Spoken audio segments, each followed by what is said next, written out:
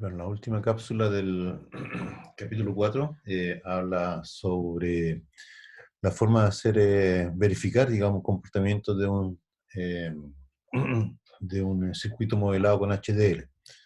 Entonces, bueno, lo importante es que se puede separar de las pruebas, el banco de pruebas se puede separar del diseño del hardware. Por lo tanto, son en el fondo instrucciones o comandos que no son sintetizables, no generan código, no generan circuitos, ¿no? Y bueno, usan varios esquemas de Verilog de las que hemos visto hasta el momento. Hay de tres tipos de test bench, uno simple, que se lo muestro ya, auto chequeo y auto chequeo con vectores de testeo. Entonces, vamos a usar este ejemplo escrito en Verilog, es, bueno, B complemento, C complemento más A, B complemento. En un módulo llamado silly function que representa esto. ¿Ya? Es una asignación del B complemento y C complemento o A y B complemento. ¿Ya? Estas son tres entradas. Las entradas pueden ser desde 000, 001 hasta 111, que va generando la salida en Y de acuerdo a esta función booleana. ¿Ya? Por lo tanto, esta va a generar una tabla de verdad del tipo 000, aquí va a ser 00, esto va a generar un 1, en el siguiente va a ser 10 acá, 100 y 101 para ABC. ¿Ya? Por lo tanto, vamos a tener tres unos aquí. Para 000 va a ser un 1, ¿ya? Eh, y para 10, 0, para el caso de ABC. Entonces, una forma simple de hacer la verificación es considerar, bueno, se llama test bench 1, que tiene tres entradas en esta función que llamamos seal function, en donde el archivo se llama dit, ya para, no lo dije, pero acá está indicado, device under test, ya dit, ya. Y entonces la salida es Y. ¿Y qué es lo que se hace aquí? Bueno, em, se verifica desde el 000 por 10 nanosegundos, un reloj que dura 10 unidades de tiempo. Después viene 001, ¿ya? Para C. Después viene 010, ¿ya? Se verifica la tabla completa. 011, ¿ya? Después sería 100, todo esto por 10 unidades de tiempo. 101, 110 y finalmente 111. Es decir, la tabla completa se utiliza como entrada para verificar el comportamiento del circuito de la función definida como silly function, ¿ya? Como autotesteo es lo mismo, pero indicando cuál es el valor esperado.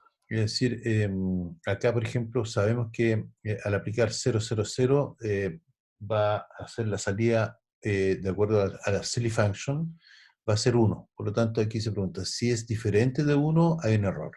¿Ya? Error en el 000. De aquí, bueno, se mantiene en 0, al 001 esto es 0, si es diferente de 0 error, si es diferente de 0 es error. Aquí tenemos otro 1, ¿ya? Por lo tanto, eso sería con A1, 0, 0. Si esto es diferente de 1, se produce un error. ¿Ya? Se despliega.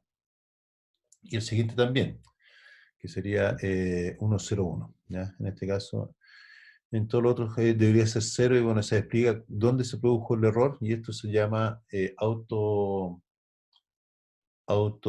chequeo. Con vectores se define un vector de entrada, ¿ya? Y un valor esperado de la salida. Y entonces, bueno, tiene estos cuatro pasos, se genera el clock. En el ejemplo, el clock va a estar un tiempo arriba y un tiempo abajo, y eso se va a repetir para generar las entradas y leer la salida.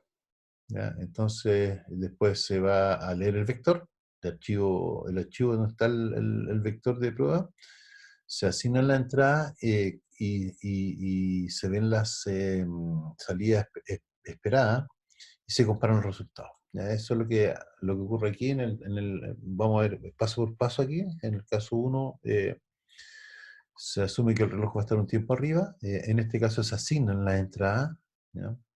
En el flanco de subida, y se comparan los resultados esperados con el obtenido en el flanco de bajada del reloj. ¿Ya? Por lo tanto, el clock este va a ser usado como reloj para un circuito secuencial síncrono, ¿ya? Para leer eh, la entrada. Llamemos example.tv al archivo de test vector y que tiene lo de la tabla. En la tabla dice A, B, C, la salida es 1, en estos casos 0, en el 100 es 1, en el 101 es 1. Por lo tanto, la tabla de verdad de la función booleana que vimos anteriormente, esa que está ahí, y se tiene el valor esperado, ¿no? Así debería comportarse. Entonces se genera el reloj para este caso se indica que se va a operar sobre los silly function, que es la tabla anterior que les mostré, y el reloj se va a generar siempre, ¿ya? No hay una lista de eventos que ocurre aquí. El reloj va a estar 5 unidades de tiempo arriba y 5 unidades de tiempo abajo, y eso va a estar haciéndolo permanentemente, ¿no? Después tenemos la lectura del archivo, ya que son los vectores de prueba que les mostré, y con su salida correspondiente. Perdón, y se parte reseteando la máquina. ¿Ya? Un tiempo determinado se coloca en una cierta unidad de tiempo en 1 para garantizar el reseteo, y después queda en 0. Y bueno, los errores y el índice de vector num es 0. Luego se asignan las entradas y las salidas esperadas, que es lo que se lee. Ya en cada uno de los vectores, el vector 0 va a ser A000, y la salida es 1, la esperada. Y por lo tanto, como les dije, en el flanco de subida, perdón, aquí bien, en el flanco de subida se asignan estas entradas. En el flanco de bajada, bueno, siempre que no esté reseteado, se compara el resultado esperado con el de la tabla, y en caso de que no sean iguales, entonces se señaliza un error. El error en 000, si esto fue diferente de 1, porque debió ser 1. Y finalmente, para comparar con la salida, bueno, en realidad se hace la comparación para ver si se terminó eh, la lectura de los vectores de entrada de prueba, ¿ya? Y eso.